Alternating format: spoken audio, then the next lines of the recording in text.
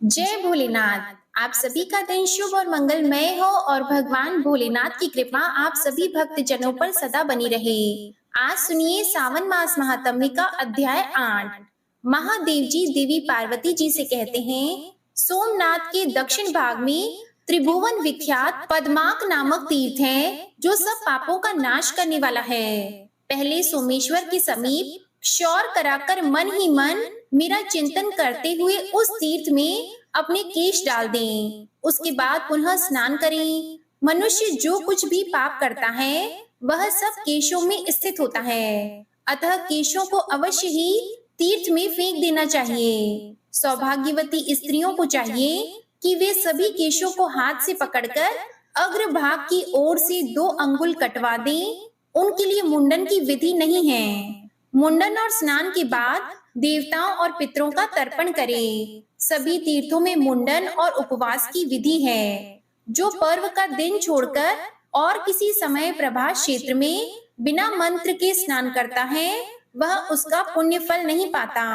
बिना मंत्र के, बिना पर्व के और बिना क्षौर कर्म किए समुद्र जल का स्पर्श नहीं करना चाहिए। निम्नांकित मंत्र का उच्चारण करके सागर के जल का स्पर्श करना उचित होता है। मंत्र है, ओम नमो विष्णु गुप्ताय विष्णु रूपाय ते नमः, सानिध्ये भव देवेश सागरे लवणाम्बसी। अर्थात समुद्र देव, तुम भगवान विष्णु से सुरक्षित हो, तुम्हें नमस्कार है। तुम साक्षात विष्णु के स्वरूप हो, तुम्हें नमस्कार है।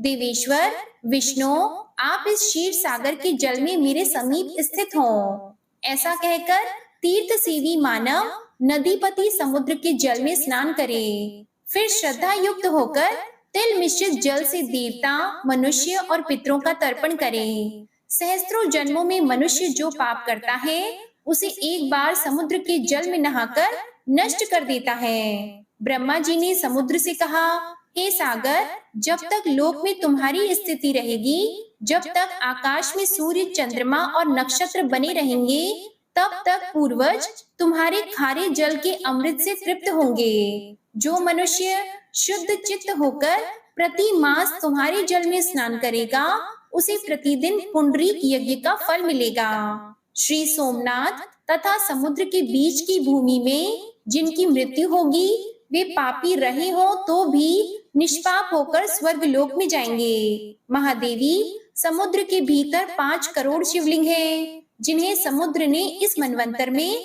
अदृश्य कर दिया है। इसी प्रकार वह अग्निकुंड तथा पद्म सरोवर भी है, जो इस मनवंतर में समुद्र जल से आवृत हो गए हैं। दक्षिण ओर चक्र तथा मैनाक के मध्य भाग में 100 धनुष लंबा चौड़ा सुवर्णमय कुंड है। सोमनाथ से दक्षिण 100 धनुष की दूरी पर वह स्थान है। उत्तर मानस से पूर्व जहाँ कृत स्मरदेव है, वहां तक उसकी सीमा है। यह गुप्त स्थान है। महादेव जी कहते हैं, देवी, इस प्रकार विधि पूर्वक स्नान करके समुद्र को अर्घ दें। गंध, पुष्प, वस्त्र और चंदन आदि से उनकी पूजा करें। इसके बाद तर्पण करके भगवान कपर्दी के समीप जाएं। उनकी भी पुष्प, धूप, गंध तथा वस्त्र द्वारा भक्ति पूर्वक पूजा करें। गणानाम त्वाम इत्यादि मंत्र पढ़कर उन्हें अर्घ निवेदन करें। शूद्रों को अष्टाक्षर मंत्र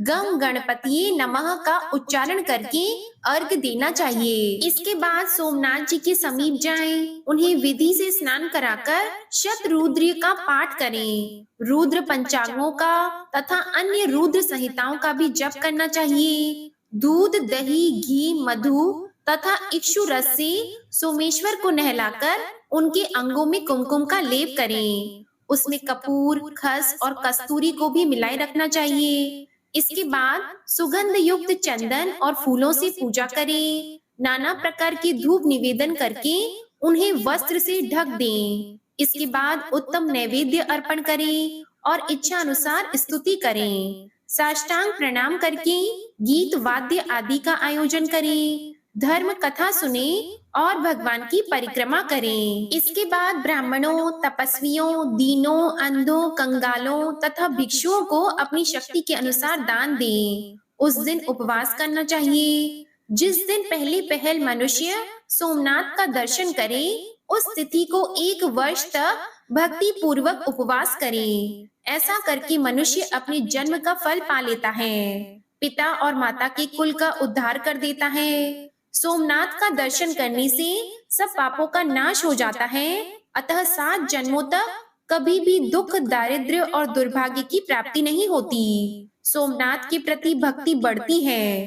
पहले दूध से स्नान कराकर फिर जल से स्नान कराना चाहिए। जो मनुष्य मध्याह्न काल में और संध्या के समय सोमेश्वर शिव की आरती का दर्शन करते हैं, वे फिर इस संसार में जन्म नहीं लेते। देवी पार्वती ने पूछा, भगवान, प्रभास क्षेत्र में सरस्वती नदी कहाँ से आई है? तब महादेव जी ने कहा, देवी सुनो, हरिणी, वज्रिणी, न्यंकु, कपिला और सरस्वती, इन 5 स्तोत्रों से युक्त सरस्वती नदी इस क्षेत्र में प्रवाहित होती है। एक समय देवाधिदेव भगवान विष्णु ने सरस्वती से कहा, कल्याणी, तुम पश्चिम दिशा में क्षार समुद्र के समीप जाओ और बड़वानल को वहीं ले जाकर डाल दो, इससे सब देवता निर्भय हो जाएंगे। तब सरस्वती बोली, मैं स्वतंत्र नहीं हूँ, मेरे पिता विद्यमान हैं, मैं उनकी आज्ञाकारिणी पुत्री हूँ, ब्रह्मचर्य व्रत का पालन करने वाली कुमारी हूँ, पिता की आज्ञा के बिना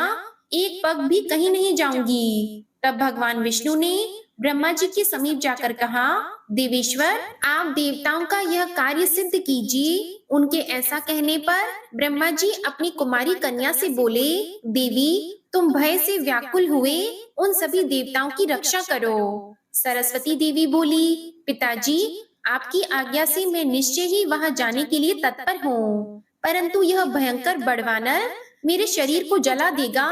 इसके सिवा इस समय भूतल पर कलयुग आया है, अतः कलयुग के पापाचारी मनुष्य मेरा स्पर्श करेंगे। ब्रह्मा जी ने कहा, बेटी, यदि तुम पापी जनों से भरी हुई इस पृथ्वी का स्पर्श करना नहीं चाहती, तो पाताल में स्थित होकर इस बड़वानल को समुद्र में ले जाओ। जब बड़वानल का ताप अधिक हो जाए, तब पृथ्वी फोड़कर प्रत्यक्ष हो जाना और पूर्व वाहिनी होकर प्राची सरस्वती के नाम से विख्यात होना। महादेव जी कहते हैं, ब्रह्मा जी का यह आदेश पाकर सरस्वती अपने तेज से संपूर्ण जगत को प्रकाशित करती हुई चली। उस समय अपने पीछे पीछे आती हुई गंगा जी से सरस्वती ने कहा, सखी, अब मैं पुनः कहाँ तुम्हारा दर्शन करूंगी? तब गंगा जी ने स्नेह भरी वाणी में उत्तर दिया, सुव्रते, पश्चिम जाती हुई तुम जब जब पूर्व दिशा की ओर मुख करके देखोगी, तब तब मुझे अपने समीप खड़ी हुई पाओगी। वहां मैं सब देवताओं के साथ तुम्हें दर्शन दूंगी। तब उन्होंने गंगा जी से विदा लेकर कहा,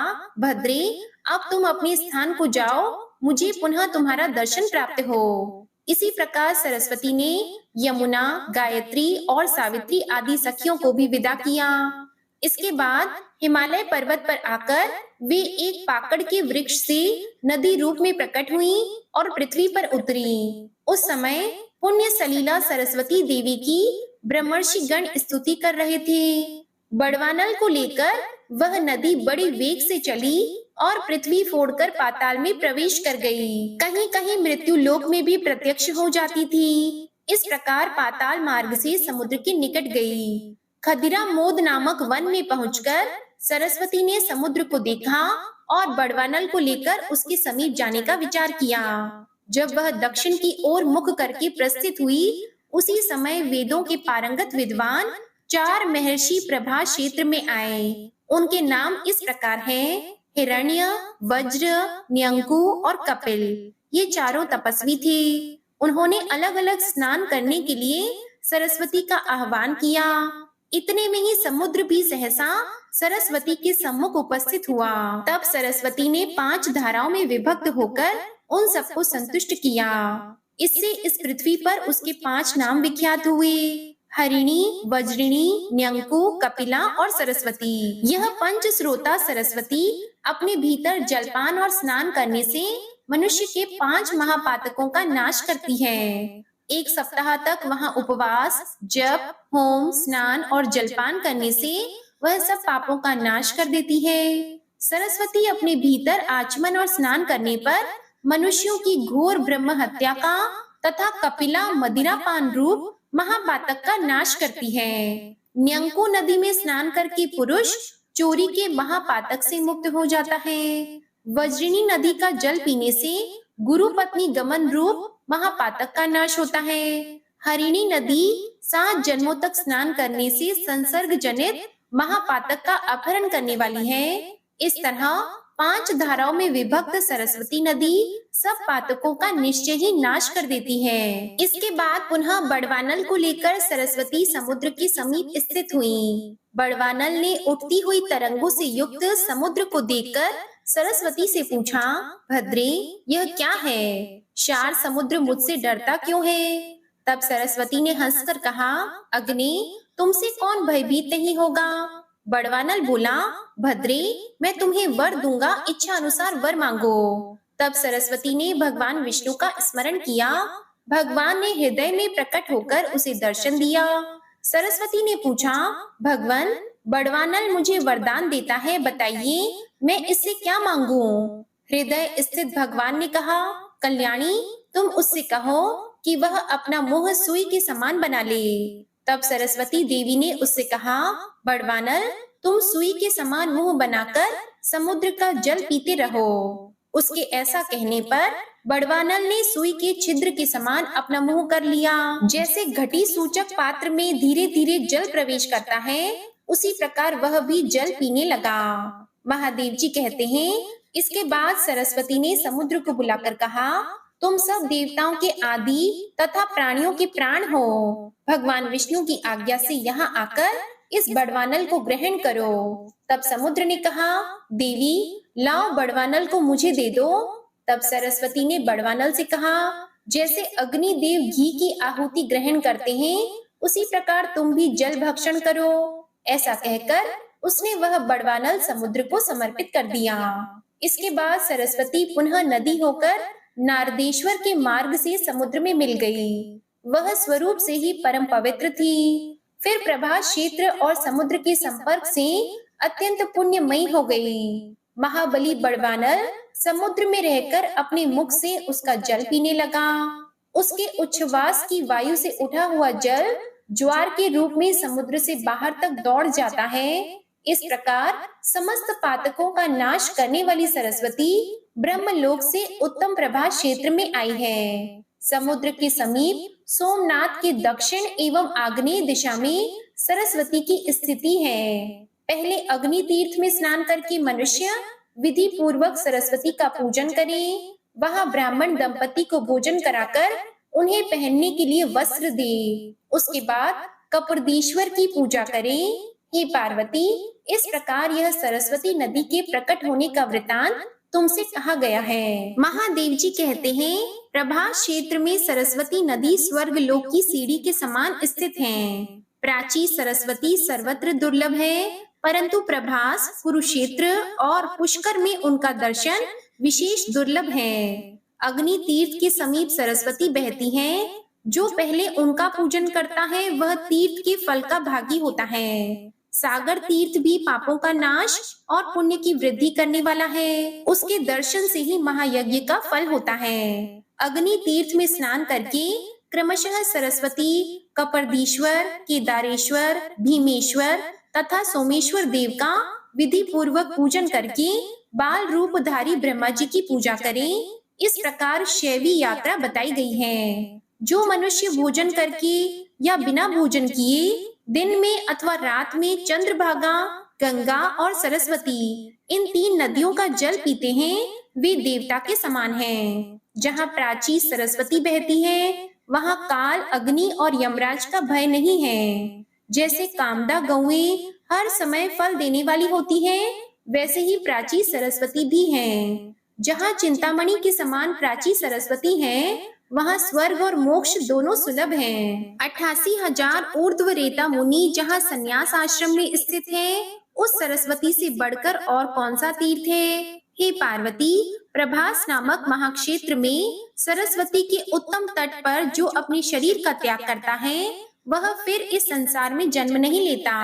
जो मनुष्य इस तीर्थ में श्राद्ध करेंगे, वे अपनी 21 पीढ़ियों के साथ स्वर्ग लोक में चले जाएंगे। यहाँ कृष्ण पक्ष की चतुर्दशी को सदा ही स्नान की विधि है। यहाँ श्राद्ध करने से पितरों को अक्षय तृप्ति मिलती है। जो यहाँ अधिक अन्न दान करते हैं वे मोक्ष मार्ग को प्राप्त होते हैं। जो पुरुष ब्राह्मण को यहाँ सुंदर दही देता है वह गोलोक में जाकर उत्तम भोग भोगता है। जो भक्ति पूर्वक श्रेष्ठ ब्राह्मण को ऊनी चद्दर दान करता है उसे उत्तम सिद्धि प्राप्त होती है। जो भक्ति पूर्वक इस तीर्थ में स्नान करता है वह सब पापों से मुक्त होकर ब्रह्मलोक में पूजित होता है। जय भोलेनाथ। आज का अध्याय यहीं समाप्त हुआ।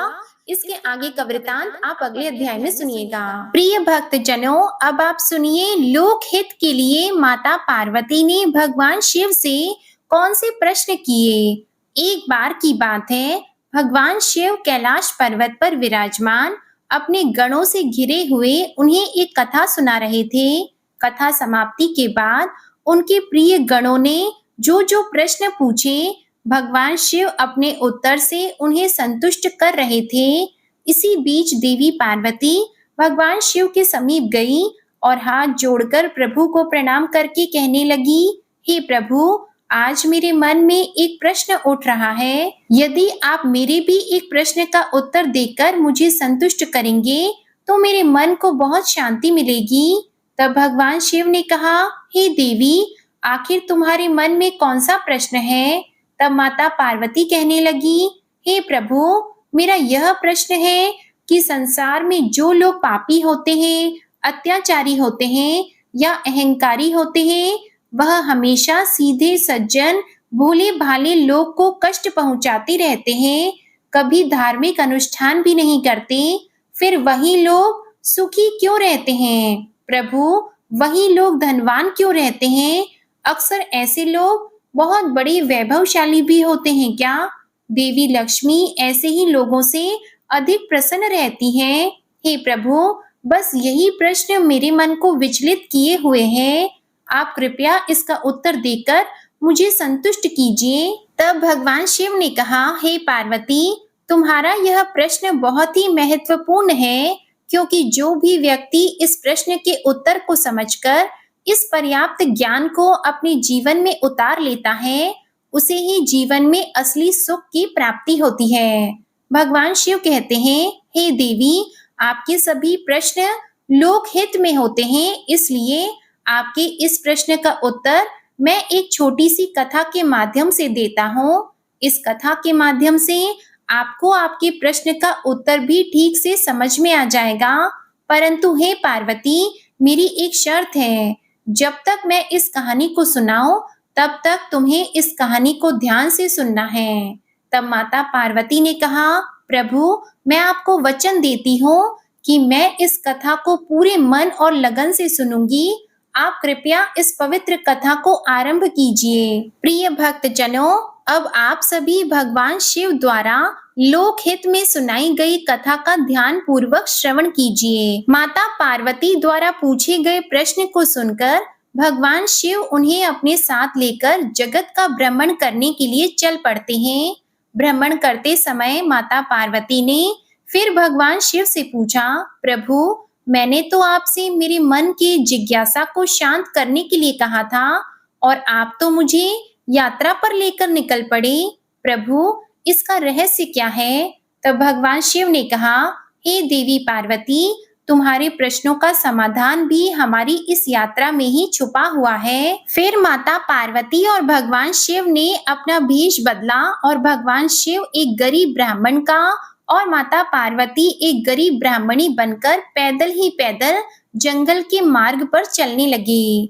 वे मृत्यु लोक में भ्रमण करने के लिए चले जा रहे थे। चलते चलते मार्ग में उन्हें कटे हुए वृक्ष की सूखी हुई जड़ मिली, जिसकी पृथ्वी से थोड़ी ऊपर ठूंठ निकली हुई थी। भगवान शिव माता पार्वती का हाथ थामे चलते चले जा रहे थे। अंधेरा होने के कारण भगवान शिव को वह ठूंठ दिखाई नहीं दी और भगवान शिव का पैर उस ठूंठ से टकरा गया। जैसे ही भगवान का पैर ठूंठ से टकराया तो भगवान शिव आगे की तरफ ठोकर खाकर गिर पड़े। प्रिय भक्त जनों, भगवान शिव के जमीन पर गिरने के कारण उनके पैर से रक्त की धारा भी बहने लगी। यह देखकर माता पार्वती, जो कि बूढ़ी ब्राह्मणी के वेश में थी, घबरा गई और माता पार्वती ने जल्दी से अपने साड़ी के पल्लू को फाड़कर एक टुकड़ा भगवान शिव के पैर पर बांधना आरंभ कर दिया। जब भगवान शिव के पैर पर माता पार्वती ने पट्टी बांधी, तब भगवान शिव उठ खड़े हुए और उस ठूंठ को देखकर कहने लगे, हे टूटे हुए वृक्ष के ठूंठ, तुम बहुत विशाल हो जाओ। तुम्हारी ऊंचाई इस जंगल के सब वृक्षों से ऊंची हो जाए, जिससे तुम्हारी शोभा सभी वृक्षों से अद्भुत हो जाए। वृक्षों में तुम सबसे बड़े वृक्ष कहलाओगे। भगवान शिव ने जिस ठूंठ से ठोकर खाई, उल्टा उसे ही आशीर्वाद दे दिया। प्रिय भक्त जनों, भगवान शिव के इस व्यवहार से माता पार्वती को बड़ी हैरानी हुई और वे अप्रसन्न भी हुई। माता पार्वती से जब रुका नहीं गया और उनके मन में फिर जिज्ञासा उठने लगी, तब उन्होंने भगवान शिव से कहा, प्रभु, आपकी लीला तो बड़ी विचित्र है। आपके मन में क्या है, यह कोई नहीं जान सकता। प्रभु, जिस ठूंठ से आपको चोट लगी, आपको कष्ट पहुंचा, जिसने आपको चोट पहुंचाई, और आपके पैर से देखिए कितना रक्त बह रहा है। जिस वृक्ष की जड़ से आप ठोकर खाकर गिर पड़े, आपने उसी वृक्ष को इतना विशाल होने का वरदान दे दिया। भगवान, आपकी यह लीला तो मेरी समझ में बिल्कुल नहीं आई। इसका क्या कारण है? देवी पार्वती को इस प्रकार व्याकुल देखकर भगवान शिव मुस्कुराकर कहने लगे, हे पार्वती, समय आने पर आपको इसका जवाब भी अपने आप ही मिल जाएगा। अब आप मेरे साथ कैलाश पर्वत पर चलो। प्रिय भक्त जनों, इस प्रकार भ्रमण करने के बाद भगवान शिव और माता पार्वती कैलाश पर्वत पर वापस लौट आए और फिर से अपनी धर्म चर्चाओं में, कथाओं में व्यस्त हो गए। उधर मृत्यु लोक में क्या होता है कि जो ठूंठ था भगवान शिव ने जिसे विशाल होने का वरदान दे दिया था, अब तो वह ठूंठ बहुत ही विशाल वृक्ष के रूप में बदल गया। वह वृक्ष अब बहुत बड़ा हो गया था और उस जंगल में जितने भी वृक्ष थे, वह उन सभी से ऊंचा, बहुत लंबा हो गया था।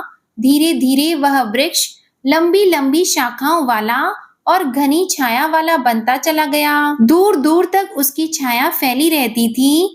इस बात का अब उस वृक्ष को घमंड होने लगा। वह अपने से छोटे सभी वृक्षों को देखकर हंसता था, उनका मजाक उड़ाता था और घमंड से हर समय उसका सिर ऊंचा ही रहता था। वह ना तो किसी वृक्ष से मिलकर रहता, ना ही किसी को अपने आगे कुछ समझता था। जो व्यक्ति जैसा होता है, वह अपने स्वभाव को कभी नहीं छोड़ता। दुष्ट व्यक्ति अपनी दुष्टता को नहीं छोड़ता।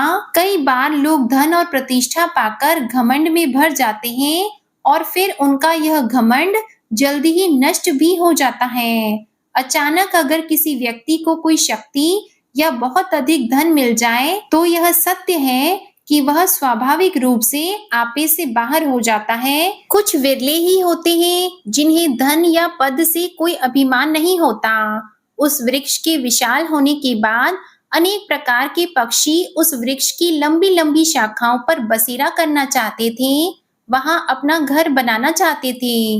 लेकिन वह घमंडी वृक्ष इतना घमंडी हो गया था कि जो भी पक्षी उसकी शाखाओं पर बसेरा करने के लिए आते, उसकी शाखाओं पर बैठने की कोशिश करते, तो वह तुरंत अपनी शाखाओं को हिलाकर उन्हें डराकर भगाने की कोशिश करता और फिर कहता कि यह पक्षी तो मेरी सारी सुंदरता नष्ट कर देंगे, मेरे ऊपर घोंसला बनाए रखेंगे और दिन रात मेरे ऊपर गंदगी करेंगे। अरे, इनके रहने से तो मैं दूषित हो जाऊंगा। उसके मना करने के बाद भी पक्षी उसके ऊपर अपना घोंसला बनाकर रहने लगे। जब भी कोई पक्षी जबरदस्ती उस पेड़ पर अपना घोंसला बनाता, तो वह उस शाखा को ही नीचे गिरा देता। बहुत बार तो उसने घोंसला बनाए हुए पक्षियों के अंडे और बच्चों तक को नीचे गिरा दिया। इस बात से पक्षी बहुत दुखी हुए। मन ही मन वे उस वृक्ष को कोसते थे। धीरे धीरे बसंत ऋतु आई। बसंत ऋतु में पेड़ अपने पत्ते पूरी तरह से गिरा देते हैं।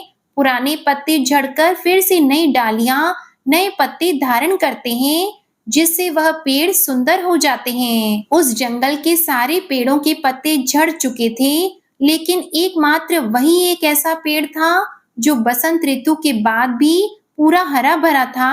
ना तो उसकी कोई डाल सूखी थी, ना ही उसका कोई पत्ता सूख कर गिरा था। एकमात्र वही एक ऐसा पेड़ था जो पूरे जंगल में हरा भरा और ऊंचा दिखाई दे रहा था। पूरे जंगल में सबसे सुंदर दिखाई देने वाला केवल वही वृक्ष था। ऐसा इसलिए क्योंकि भगवान शिव ने उसे वरदान जो दिया था। अब भगवान शिव ने स्वयं ही उसे वरदान दिया था। फिर क्या हुआ कि एक दिन बहुत जोर से आंधी आई, बहुत तेज तूफान आया और वह तूफान इतना प्रबल था कि जंगल के सारे वृक्ष भयभीत होने लगे। लेकिन वह घमंडी वृक्ष अपने घमंड में चूर खड़ा था, मुस्कुरा रहा था, क्योंकि उससे छोटे जितने भी वृक्ष थे वे बेचारे तो मिलजुल कर इकट्ठे रहते थे और वह उस जंगल में अकेला खड़ा था। उसे अपने विशाल होने पर बड़ा घमंड था। अब उसका बड़ा आकार होना ही इस भयानक तूफान में उसके लिए मुसीबत बनने लगा था। उस तूफान के तेज से वह खुद को बचाने में असमर्थ होने लगा। जब जोर जोर से हवाएं चलने लगी तो वह पेड़ बुरी तरह से झूमने लगा, क्योंकि उस वन में एकमात्र वही सबसे ऊंचा वृक्ष था और जब भी तेज हवाएं चलती है तो सबसे ऊंचे वृक्षों पर हवा का प्रकोप सबसे अधिक होता है। तूफान तेज और तेज होता गया और देखते ही देखते वह वृक्ष जो कि सबसे विशाल था, जिसे अपनी सुंदरता पर सबसे अधिक गर्व था, वह वृक्ष अपनी जड़ों सहित जमीन पर गिर पड़ा। जहां उसकी जड़ें मिट्टी से जुड़ी हुई थी, उस जगह पर बहुत बड़ा गड्ढा बन गया था। अब वह विशाल वृक्ष जो कभी घमंड में चूर रहता था, औंधे मुंह जमीन पर पड़ा हुआ था। जंगल के बाकी वृक्ष जो इकट्ठा मिलजुल कर रहते थे, कभी घमंड नहीं करते थे, वो उस आंधी तूफान को बड़ी आसानी से झेल गए और अपनी अपनी जगह पर खड़े रह गए। इधर भगवान शिव और माता पार्वती एक बार फिर से जगत का भ्रमण करने के लिए चल पड़े। तब माता पार्वती को तो भगवान शिव से अपने प्रश्न का उत्तर जानना था, इसलिए माता पार्वती ने भगवान शिव से कहा, भगवान, मेरी समझ में नहीं आता कि आप मेरे प्रश्न का उत्तर कब देंगे। तब भगवान शिव ने कहा, पार्वती जी चलो, आज हम मृत्यु लोक का भ्रमण करने के लिए चलते हैं। ऐसा कहकर भगवान शिव और माता पार्वती साथ साथ जंगल के रास्ते पर चल पड़े और उसी जगह पर जा पहुंचे जिस रास्ते पर वह विशाल वृक्ष, जिसे भगवान शिव ने आशीर्वाद दिया था, जड़ सहित उखड़कर नीचे पड़ा हुआ था। अब उसी जगह पर भगवान शिव और माता पार्वती पहुंच गए। उस विशाल वृक्ष को धरती पर इस प्रकार औंधे मुंह गिरा देखकर माता पार्वती भगवान भोलेनाथ से कहने लगी, हे देवाधिदेव, आपकी लीला भी कितनी विचित्र है। देखिए जरा, ये कितना सुंदर वृक्ष है और कितना विशाल है। लगता है इस पूरे वन में इसके मुकाबले का तो एक भी वृक्ष नहीं है। और यह है भी तो कितना सुंदर।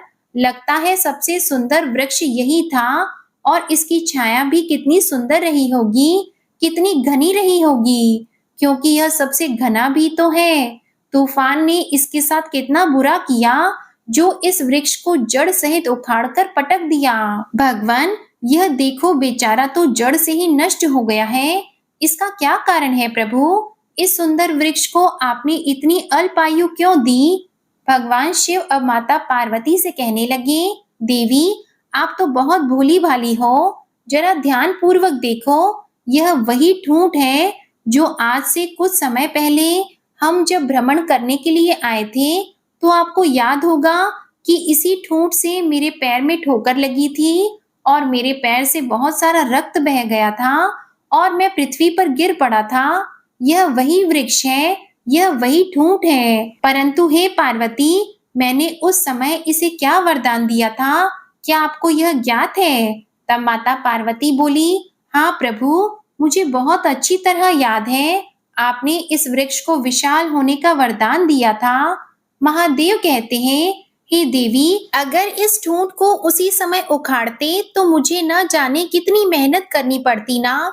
मैं उस समय उसको जड़ से उखाड़ सकता था और उसको उखाड़ने के लिए मुझे बहुत अधिक परिश्रम भी करना पड़ता।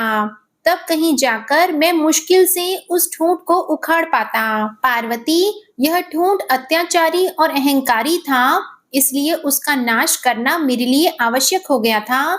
इसलिए मैंने उस ठूंठ को विशाल होने का वरदान दिया था। मैंने उससे कहा था कि तुम इस जंगल में सबसे बड़े बन जाओगे। हे देवी, यह वृक्ष विशाल हो गया। यह वही ठूंठ है जो कभी धरती पर सूखा पड़ा था और अब देखते ही देखते ये इन सभी वृक्षों से बड़ा भी हो गया था। जब यह बड़ा हो गया तो इसने अपना अहंकार तब भी नहीं छोड़ा। इसकी अकड़ तब भी बनी रही और इसकी अकड़, इसके घमंड ने ही आज इसे इस स्थिति में पहुंचा दिया है। ये जंगल के सभी वृक्षों से अपने आप को बड़ा और सुंदर समझने लगा था। यहाँ तक कि यह पक्षियों को अपने ऊपर बसेरा भी नहीं बनाने देता। पेड़ जो पक्षियों का बसेरा होते हैं, यह यात्रियों के लिए छाया करने से पहले ही पत्तों को भी झाड़ देता था। इसलिए यह वृक्ष सबसे बड़ा अहंकारी था, बड़ा पापी था। देवी, इसने अपने जीवन में कभी कोई भलाई का काम नहीं किया। प्रिय भक्त जनों, याद रखिएगा, जो लोग सिर्फ नाम से बड़े हो जाते हैं, उनसे किसी को कोई सुख नहीं मिलता। उनका जीवन लोहार की धोखने की तरह हो जाता है, जो सांस तो लेती है लेकिन उसमें जीवन का कोई अंश नहीं होता। जो लोग उस वृक्ष के स्वभाव वाले होते हैं, जो सिर्फ और सिर्फ अपना पेट भरने में लगे रहते हैं, जो औरों को नीचा दिखाने का काम करते हैं, घमंड के कारण किसी को कुछ नहीं समझते, वे सिर्फ अपने आप को ही देखते हैं, अपने ही शरीर से प्रेम करते हैं, जिनके अंदर अकड़ होती है, ऐसे लोगों को उनका अपना अहंकार ही मार देता है।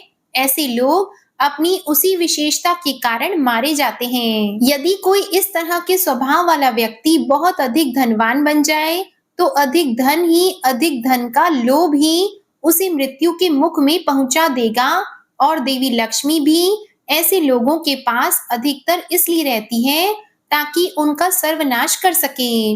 देवी, आपने देखा होगा कि अधिक धन होने से मनुष्य में कई दोष आ जाते हैं। चींटी जब मरने वाली होती है तो उसके शरीर में पंख उगाते हैं। जमीन पर रेंगने वाली चींटी भी आकाश में उड़ने लगती है और वह उड़ान ही उसे विनाश की ओर ले जाती है। कहते हैं कि बड़ा होना तो सरल है, पर बड़ा बनकर जीना बड़ा कठिन है। भगवान शिव देवी पार्वती से कहने लगे, देवी, यह वृक्ष जब छोटा पौधा था तब भी इसमें अकड़ थी। मुझे देखकर भी यह कभी नहीं झुका। जो छोटी सोच वाले लोग होते हैं, उनमें बड़ा होने पर इसी तरह अकड़ आ जाती है और वे अपने से बड़े लोगों का सम्मान करना भूल जाते हैं। जो व्यक्ति अकड़ के साथ जीता है, वह थोड़े समय तक ही जी पाता है। मैं इसे एक और उदाहरण से समझाता हूँ। देवी, जिस तरह मुंह के अंदर जीभ और दांत होते हैं, जीभ जब मनुष्य पैदा होता है तब भी होती है और मरता है तब भी होती है, लेकिन दांत जन्म होने के बहुत दिनों बाद आते हैं और मरने से काफी समय पहले उखड़ भी जाते हैं। फर्क दोनों में बस इतना है कि जीभ के अंदर नम्रता का भाव होता है, वह झुकना जानती है, इसलिए जीभ की आयु लंबी होती है और दांतों में अकड़ रहती है, इसलिए वे बाद में आकर भी पहले चले जाते हैं। ठीक इसी तरह जिन मनुष्यों में अकड़ होती है, घमंड होता है, उनका जीवन भी अति शीघ्र नष्ट हो जाता है। हे देवी, इस ठूंठ को उखाड़ने में अब मुझे बिल्कुल भी मेहनत नहीं करनी पड़ी। बड़ा होकर यह खुद ब खुद जड़ सहित उखड़ गया।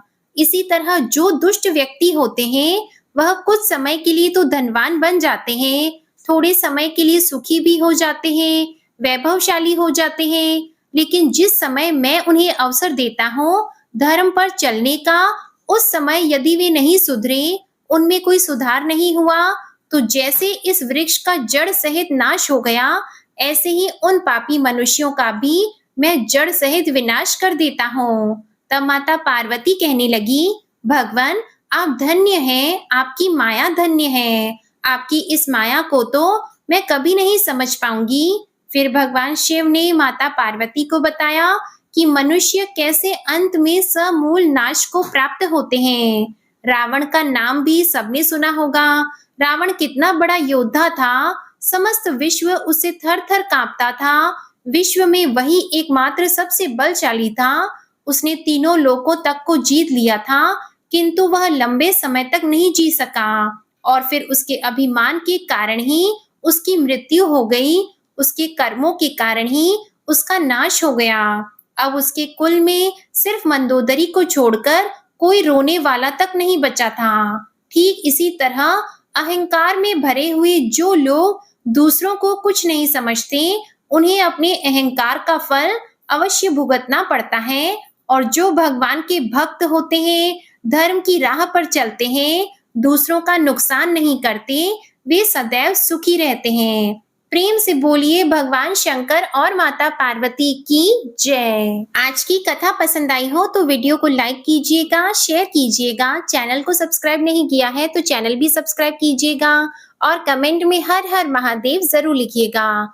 इसी के साथ आज आप हमारे चैनल पर शिव महापुराण की कथा और संतोषी माता की व्रत कथा भी जरूर सुनिएगा।